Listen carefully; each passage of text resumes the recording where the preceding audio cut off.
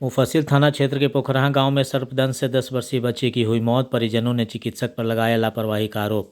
मुफस्सिल थाना क्षेत्र के पोखराहा गांव में मंगलवार को सर्पदंश से एक 10 वर्षीय बच्ची की मौत हो गई। मृतक बच्ची की पहचान गांव के ही बसंत ठाकुर की पुत्री खुशी कुमारी के रूप में की गई है। बच्ची की मौत की सूचना पर पोस्टमार्टम हाउस पहुंचे परिजनों को इस दुख की घड़ी में राजद नेताओं ने ढाढ़स बंधाया और हर संभव मदद का भरोसा दिया। नेताओं ने बताया कि परिजनों के अनुसार बच्ची बिस्तर पर थी और उसी दौरान सांप ने उसे काट लिया।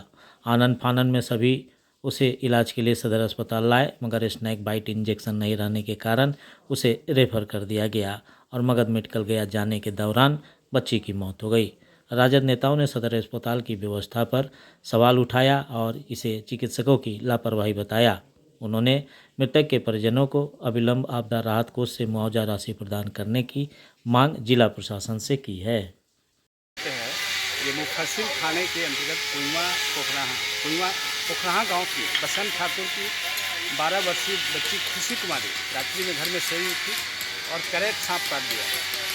सांप काटने के बाद परिजन सांप को मार करके सदर अस्पताल में लाते हैं 1 बजे रात में और चिकित्सक को सारी बात बताते हैं। चिकित्सक ने पुर्जा पर भी लिखा स्नेक बाइट, और लेकिन उसका एंटी स्नेक बाइट इंजेक्शन नहीं दिया, जिसके चलते इस बच्ची की मौत हो गई। रेफर भी कर दिया, उसको इलाज के लिए रेफर कर दिया बाहर। अरे भाई, तब आपके यहाँ जब सदर अस्पताल है, जिला का मॉडल अस्पताल है और जिले भर से लोग आते हैं, साथ साथ झारखंड से लोग आते हैं, यहाँ पर हरिहरगंज से लोग आते हैं, और इतनी लापरवाही।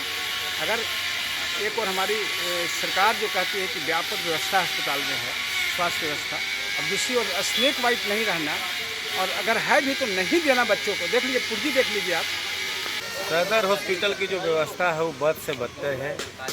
ये बच्ची का यदि प्रिकॉशन लिया जाता और इसको इंजेक्शन पड़ जाता तो यह बच्ची की जान नहीं जाती। यह बच्ची की जो जान गई है चिकित्सक की लापरवाही है, और जिला पदाधिकारी से मांग करते हैं कि इस पर कार्रवाई होनी चाहिए। जब दवा और सुई दोनों उपलब्ध था तो किस परिस्थिति में बच्ची को इंजेक्शन नहीं दिया गया, जबकि उसके परिजनों ने सांप बाजाबता प्रमाण के तौर पर लाकर दिया कि अमुक सांप काटा है। इसके बाद तो कोई जगह नहीं बनता था, लेकिन पता नहीं आए दिन लगातार घटना घट रही है। यहाँ रेफ़र किया जाता है, यह रेफरल अस्पताल जो है मॉडल अस्पताल रेफर अस्पताल हो गया। कोई भी डॉक्टर संज्ञान नहीं लेता। जो खास करके गरीब घर के जो रोगी आते हैं उनके साथ अच्छा व्यवहार भी नहीं किया जाता। हम लोग रात में कभी जाते हैं सामाजिक कार्यकर्ता के नाते तो देखते हैं कि बरामदा में सुता के पानी चढ़ा रहा है और उसका बेड खाली पड़ा रहता है। पता नहीं, डॉक्टर को संवेदना होना चाहिए। डॉक्टर भगवान का दूसरा रूप है, क्योंकि जब अस्पताल में कोई भी गरीब मरीज आता है, चाहे किसी भी समाज का हो, बड़ी विश्वास से आता है कि हम सरकारी अस्पताल में जा रहे हैं, सरकार की जो समुचित व्यवस्था है वो हमको मिलेगा। लेकिन यहाँ पे घोर लापरवाही है और टीम बना के जिला पदाधिकारी को इस घटना की जांच करवानी चाहिए।